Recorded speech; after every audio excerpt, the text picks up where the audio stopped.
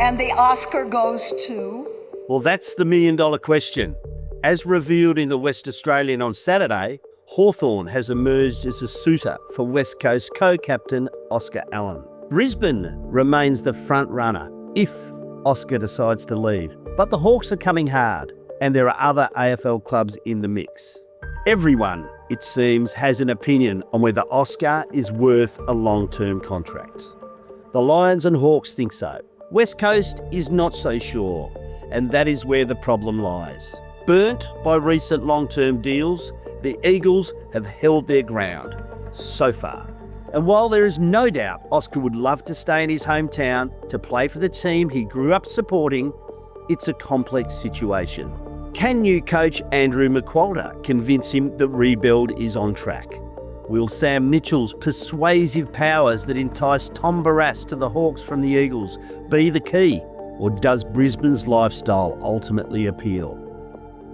I am operating from home. I have a bout of COVID, but I will pull through. Craig O'Donoghue joins me to pull apart a wild and wacky weekend of footy. Cod, let's start with Oscar Allen. And to quote one of my favourite bands, The Clash, should he stay or should he go? Oscar Allen, I genuinely don't know what he's going to do. I think it'll be very much dependent on how many games they win this year, how his body is going this year. And when you put all those things together, it'll be a case of, well, if they're winning enough and he feels like there's a future, he'll want to stay.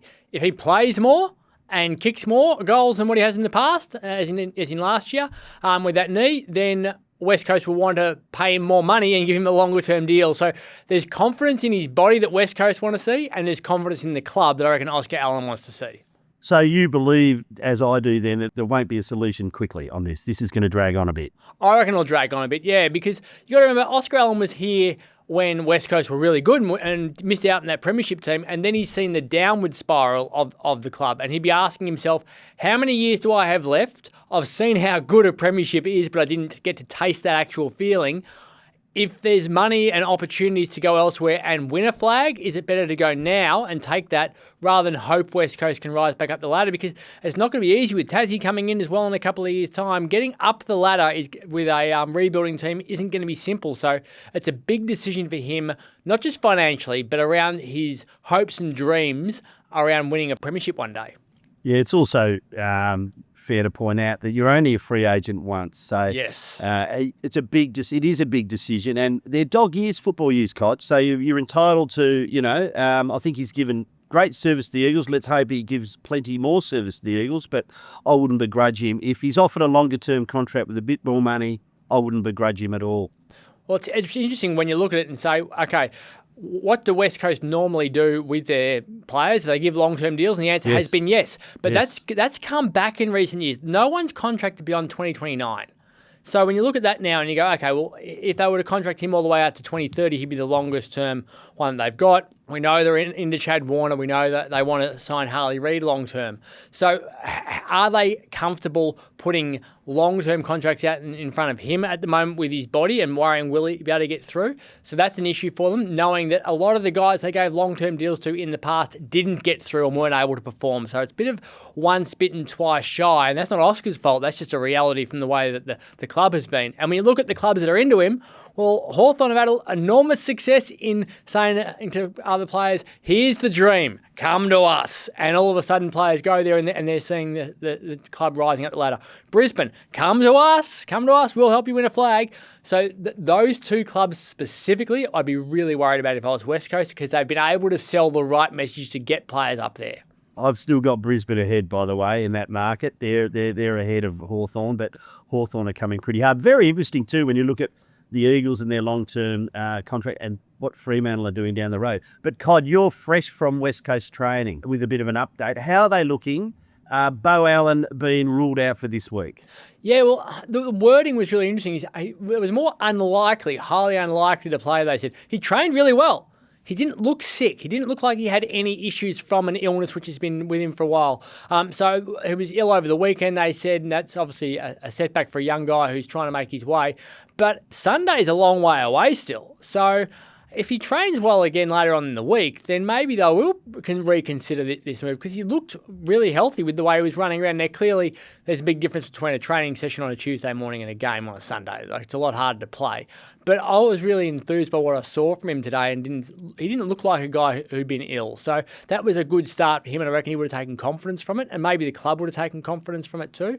Elijah Hewitt moved around pretty well. There was no dramas there. Jack Hutchinson came off with a bit of soreness early, but went back on. A lot of the guys had a fairly light session, so it wasn't really significant what they were doing, but they had 38 blokes out in the track, and that was the thing that stood out to me more than anything. This is a club that has struggled to get players available, and now they've got 38 who they can pick from in round one, which is a massive bonus compared to previous years. Do you see Gold Coast disruption having any effect? We know they're coming later, as opposed to what other teams are doing from up in Queensland. But yeah, they're going to come on Saturday. They'll arrive on Saturday. Do you see it? Did you see what's happened on the Gold Coast? To be any disruption at all to them in their play? Has to be, doesn't it? Like, they would have spent. I doubt they slept much over the weekend. I've got friends and family up there who are all getting their houses sorted for days and sorting everything out. You hear the stories about the wind gushing through and roofs being ripped off. Like, who knows what they're hearing outside and wondering, is that my house? Is that my car? What's going on? Is my house getting flooded? What's going to land on us next? So you'd be worried and not sleeping well. And we know that's a problem for athletes if you're not sleeping well. Did they have enough food in their house? Like, I saw a vision of people who had no power for more than 24 hours and were queuing up just to get some food into their bellies when finally power came back. So how well have they eaten? How well have they hydrated? How well have they slept? They wouldn't have trained much, and they're coming over here. It's stinking hot today, and they're still dealing with all those situations over there. So it's the worst possible preparation for any professional athlete. So it's got to help West Coast. Interesting. Their training ground's not too bad. Brisbane, who are going down to Sydney, Brisbane's training ground not so good, so they're going a bit earlier. So yeah, I agree with you. It has to have an effect. Opening round, Cod. So it's likely, from what I'm hearing, that the AFL will persist with this in 2026. But the cackle over the weekend, the talkback, it was just, the noise was all negative. No, unless you're in those northern states, no one liked it. No games in WA, SA or Victoria. I know the AFL will say it's an add-on, but it just feels like an opening round that lacked real... I mean, yes, there were 2 games that had to be postponed because of Cyclone Alfred. That's nobody's problem. But it just lacked a real zap, didn't it? Didn't have it. That's exactly right. Losing the 2 games was a massive blow for the league, because they're selling a message that is important in the northern states, and suddenly they've got 2 games that aren't there, which means there's only 2 games being played, and suddenly you've barely got any fans who are getting the opportunity to see their teams out there. If they had have had 4 games, there still would have been 750,000 members from last year whose teams weren't playing. That's a massive number. And that's a problem. You're trying to sell to them, but it's not really about you, it's about the northern states. Well, no, it is about every person. Every team matters. Every game matters.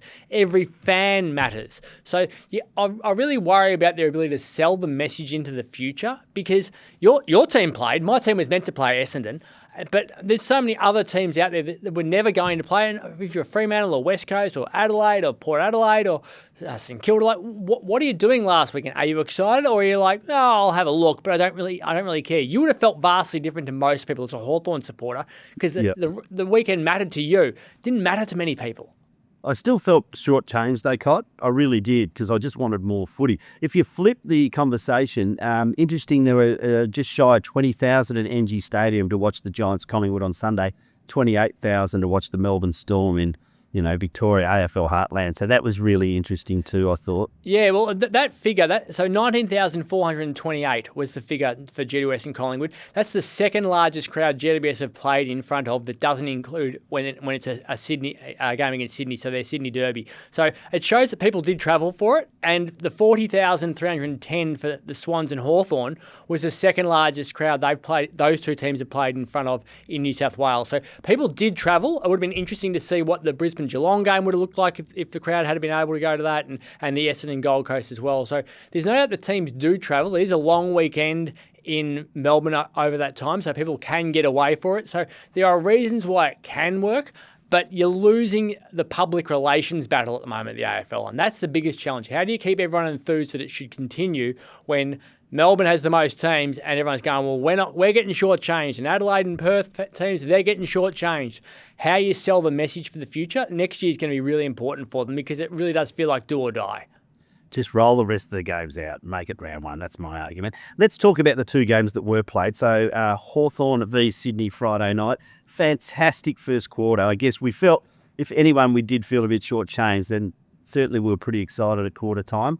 Hawthorn were very good, led by Will Day, who surely gets to 3 Brownlow votes there. But I thought Sydney were okay too. I think there's been a lot of negative overtone about it. But Dean Cox's debut as coach made a couple of good moves. Sam Wicks onto Nick Watson was a great move. I thought Haywood to try and curb Sicily in defence was a good move. Obvious one was James Jordan onto Will Day after half-time. They were in it in the last quarter, and just Hawthorn was a very powerful performance. So I thought it was okay from Sydney. What does concern me is you've moved McCartan forward. Clearly there's some holes in defence. What are you going to do with that? We still question whether they kick enough goals, but they made a grand final last year. So, they're doing something right. McLean will eventually come back. Logan McDonald will come back. There's a lot of talk about McDonald going back and persisting with McCartan forward. So he's got some big decisions to make, but I thought Sydney, for me, I wasn't as dramatic as everyone about them. Yeah, there were good elements to them. The concern that you've raised about the forward line is the one that's going to haunt Dean Cox at the moment. As he says, the forward line didn't work on grand final day, and he's made a move which didn't really help them all that much with McCartan going forward. So how are they going to get those key tools to become potent key tools as opposed to role-playing key tools, which is what they mostly feel like they are at the moment? So are they going to ever turn this forward line into something that's really, really potent? Papley's still going to be buzzing around at ground level, and Haywood can do things as well, but that doesn't feel like that forward line has a lot of potency.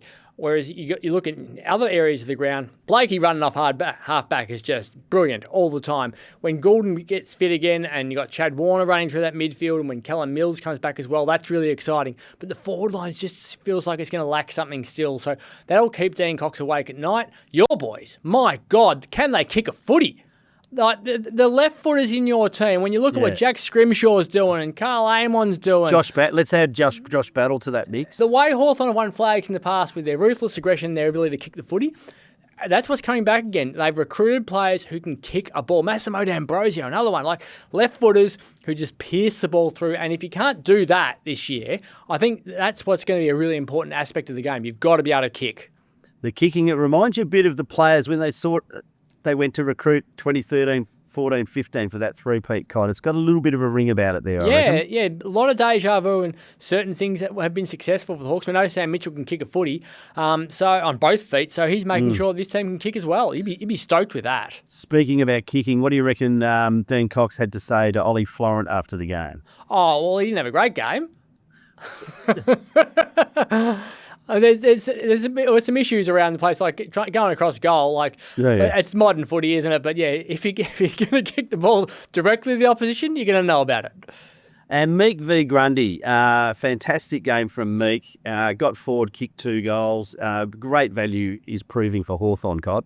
Yeah, he's been a good get, and it's once again evidence that if you are the third banana or the second banana a lot of the time at different clubs, and you get an opportunity to leave and become the number one guy, you should always take it, because most ruckmen elsewhere these days are, they move to get the opportunity and then they excel. So it's pretty hard to draft a ruckman now, because from 18 to 24 they do nothing, and then from 24 to 30 they absolutely dominate and become really good, and it's with a different club. So you can see why clubs are reticent to draft them, because they know they're not going to develop quickly and they'll have to wait, and by the time they become good they want to leave. GWS v Collingwood, Cod.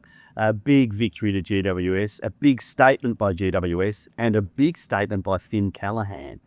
Now we know why St Kilda was prepared to offer something. They're talking around $18 million now over 10 years. What a performance by him at the weekend. And there's 3 Brownlow medal votes bang for him first up.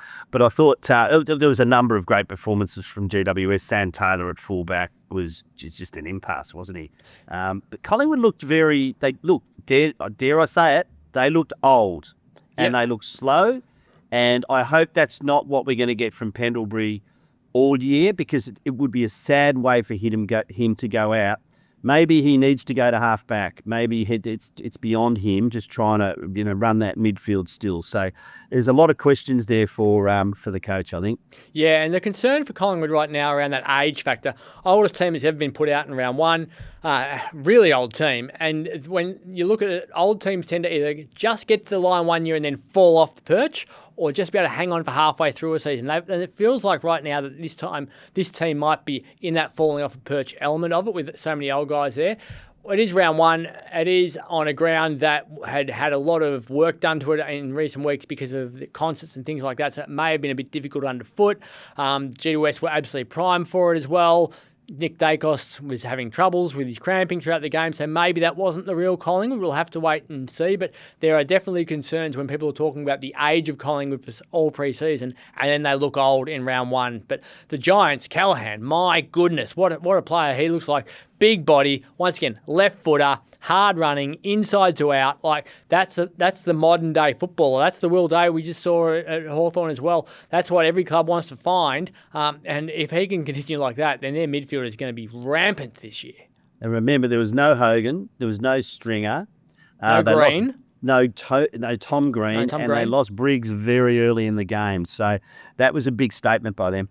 Yeah, they were fantastic, and Collingwood were missing some guys as well, but Collingwood clearly missed the guys that weren't there, whereas the young guys at GWS West stood up and had a clear impact. And Adam Kingsley's a bloody good coach. He's been doing it for a couple of years and been highly competitive in year one and really impressive last year. They have taken another step. I picked him to win the flag, Cod. I mean, it's only early. We're not even at round one yet, but I thought their finals performance, they threw 2 games away. They could have easily played off in that grand final. So a lot to like about them. What about Craig McRae's interaction with Toby Bedford?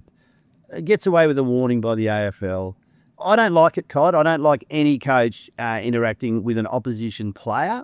We saw what happened to Ken Hinkley last year. Chris Scott's got a history of it. Alistair Clarkson had a history of it. I just don't like it. What's your view? If that happens at suburban level, it starts a brawl. That's just the reality. We all know it. And I said it last year about Ken Hinkley as well. If that happened at suburban level, there's a fight happening on the field. Absolutely no doubt about it. So AFL coaches need to shut their mouths when it comes to opposition players and opposition coaches and just focus on your own guys because it does filter down.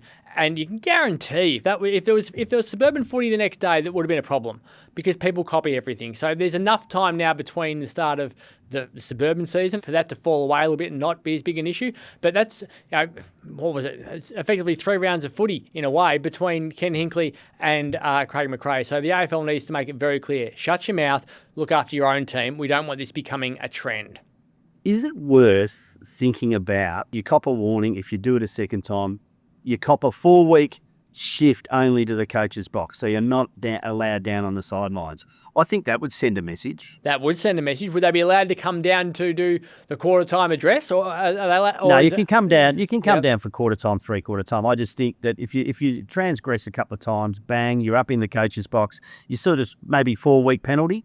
Yeah, banned from the bench. That's a great idea. I hadn't thought of that. That would certainly impact the ones who like to be down there. So it would be a punishment. Just on the coaches, the story in the Age today, Cod, talking of putting the coach's salary is 100% outside the soft cap. What's your view on it? My concerns with this are the rich could just go and pluck whoever they like out of a club. That's what would concern me about it. But I think the soft caps are too low coming out of COVID still. So maybe the answer lies in lifting the soft cap. Yeah, so when you look at the advantages that you get from the soft cap and bringing everyone back, if you have a highly paid coach and a really senior coach, then that you can have less assistants, which allows the inexperienced coaches to have more assistants working with them, and that can help them to rise up the ladder. I do think that the senior coach should be paid whatever you want.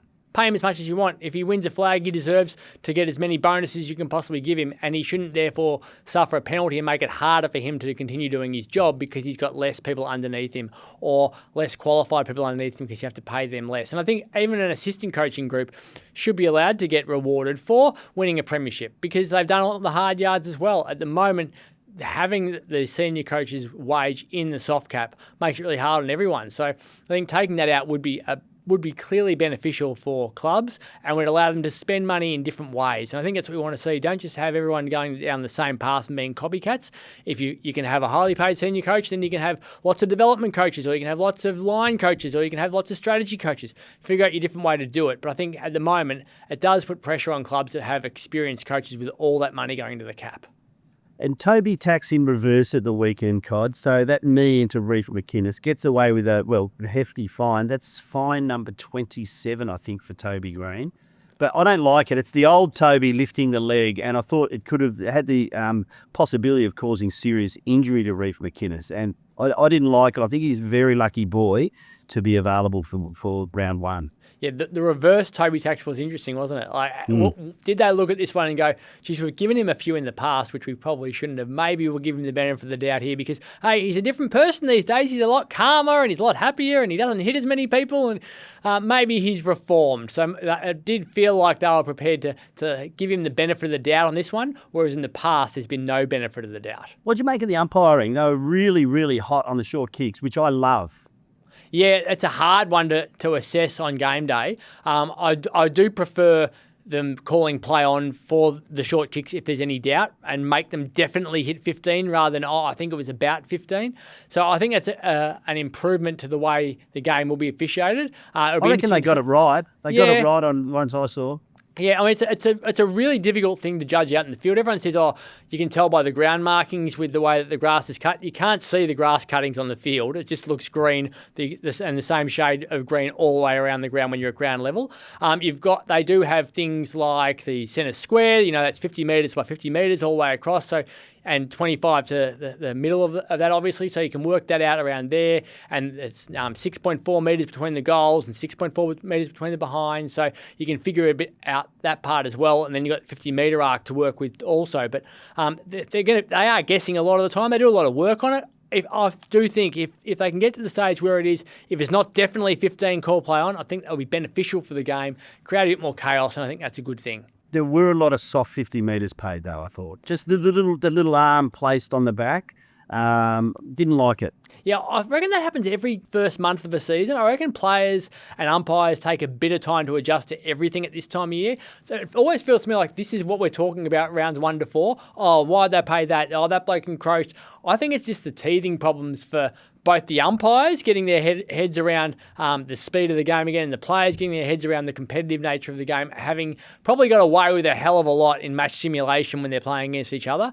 So I reckon that once we get through to the rounds 3 or 4, then everyone will settle down a bit. It is probably the teething problems early in the season. There were 21 free kicks to Sydney and 23 to Hawthorn, 24 to GWS, 15 to Collingwood. So I thought those numbers were quite high. Not the 15 to Collingwood, but 21, 23, that felt quite high. I would have thought you want it to be down an average of about 36 to 38. I reckon it's a good number for an entire game of footy. If they can get down to that, I think that'll work out well. Let's have an early look at Fremantle going to Geelong on Saturday. A good recent record there, Clyde. A great piece by you in the West Australian this morning about them being able to embrace the shape of the ground and having no fears. Yeah, Brandon Parfitt I spoke to yesterday, and it was really interesting. I said, why do Fremantle play well? And he said they don't treat the ground very differently to anything else because their midfield's so good. Their midfield just go and win the footy. He said, and if you spend all your time worrying about the shape of the ground, then you forget about what's important. And what's important is Caleb Sarong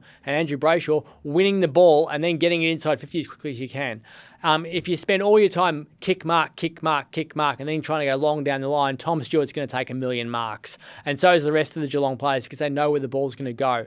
And then suddenly the ball starts flying out of bounds on the full as everyone tries to evade them. So his point was they're not worried about the dimensions. They're not worried about the ground. They just want to win the damn ball. And when you go in with that approach, it changes everything. I thought that was fascinating because I'd never looked at it that way. I'd never heard anyone talk about it that way. And he's played so much footy down at Geelong that he knows exactly the differences when a team figures it out versus when they go down there panicked. It's okay figuring it out, but unfortunately Geelong force you at times to play that long game with the short boundaries, so with the long boundaries and the narrow width. So I think it's easier said than done, I reckon, mastering GMHBA Stadium.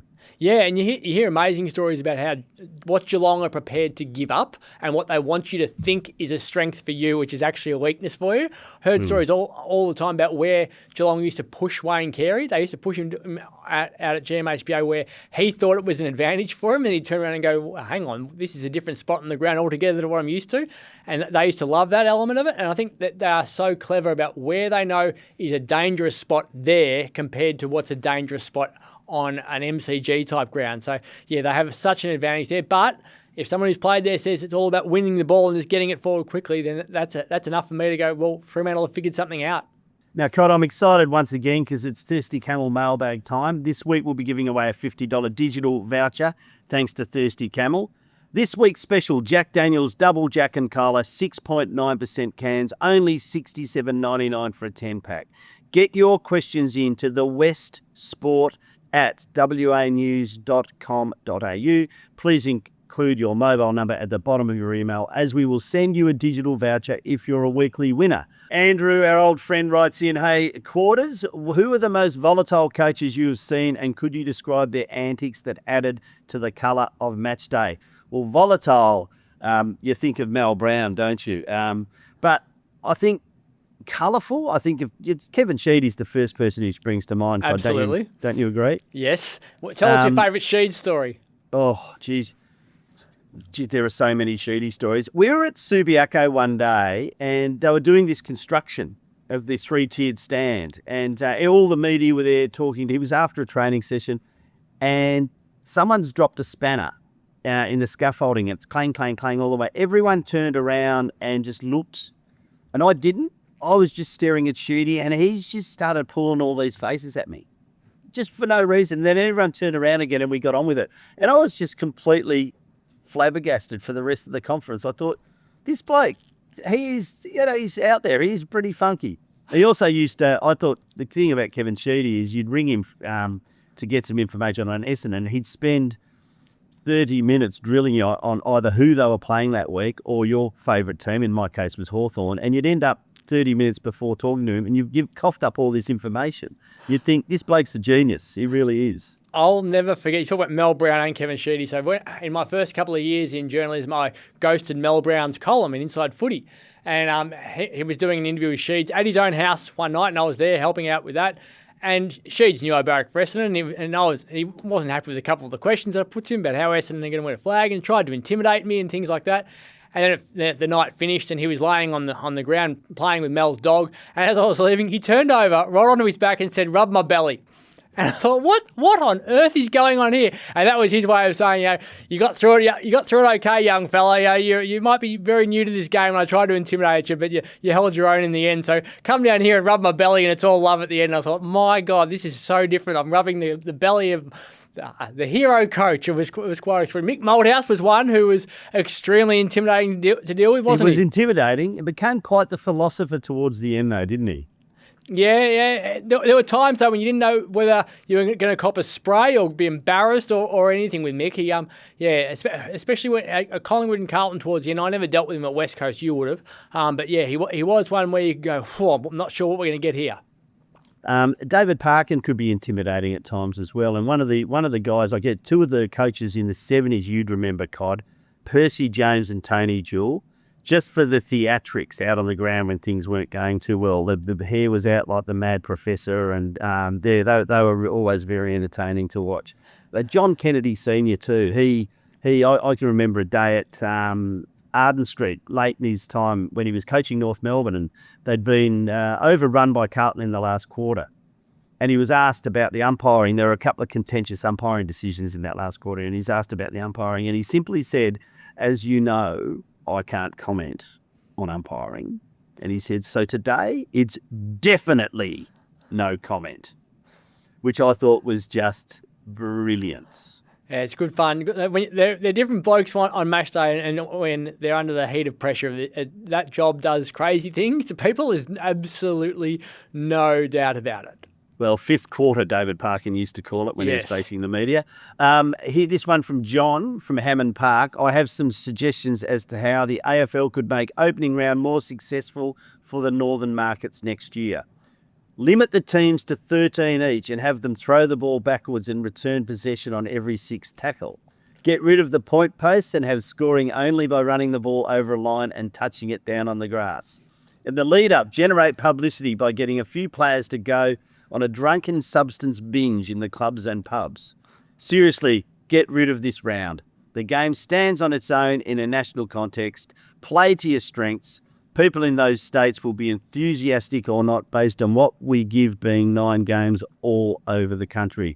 I say hear to that. I couldn't agree more. Yeah, I will say, having spent a lot of time, as I said, I lived in Queensland for those 14 weeks during COVID, and I was shocked by how little coverage the game got up there and how little it was spoken about and how it just felt like you weren't in a footy state. So I do see that they have a lot of work to do there. And you go out to Sydney, and when you're roaming the streets, it is a very rugby league town still. So I do think we don't really understand the challenges that they do face. Whether or not opening round is the way to capture the attention of them up there or not, I don't know if that's actually the way forward. Launching the season there and having all the players up there or a captain's day there or something like that might be the better way to get attention rather than taking away the games from everyone else. Instead of having captain's day at Marvel Stadium every year, alternate it between the Gabba and the SCG or something like that, or on the Gold Coast, and find ways to get your media attention for those states other than taking games away from the other states, because at the moment you're seeing a lot of people feeling upset by that, and you don't want to upset your heartland people. Just on the publicity, I can recall going to the 2012 grand final, Cod, and obviously being a Hawthorn supporter, it was a disappointing day for me, but it was a great day for Sydney. It was a fantastic premiership win by then.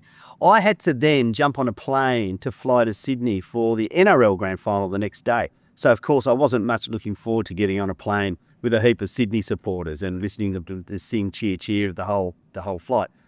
I was shocked when I got to Sydney. Not just you get out of the airport, there was absolutely nothing, no indication whatsoever that the Swans had won the AFL Premiership just 24 hours earlier. So that drove home to me your very point that, yep, there's a problem in those markets. But you can still you can either launch the season there, but then play out a complete round, or just doing mid-year split rounds, something like that. You could move. You could move the whole Northern States round to mid-year. Yeah, it just feels inevitable that due to the backlash, they're going to have to change something. I don't think it'll be next year because they've got the argument, well, it was never going to work this year with only 2 games. So I think next year's games will be blockbusters that they have. They'll be the highest drawing teams you can imagine next year in those northern markets that they'll play against. But it needs to be highly successful sellouts and really good games and well received to have any chance of it going ahead. So next year, definitely, for 2027, I think there's a lot of pressure on next year's games to make it work.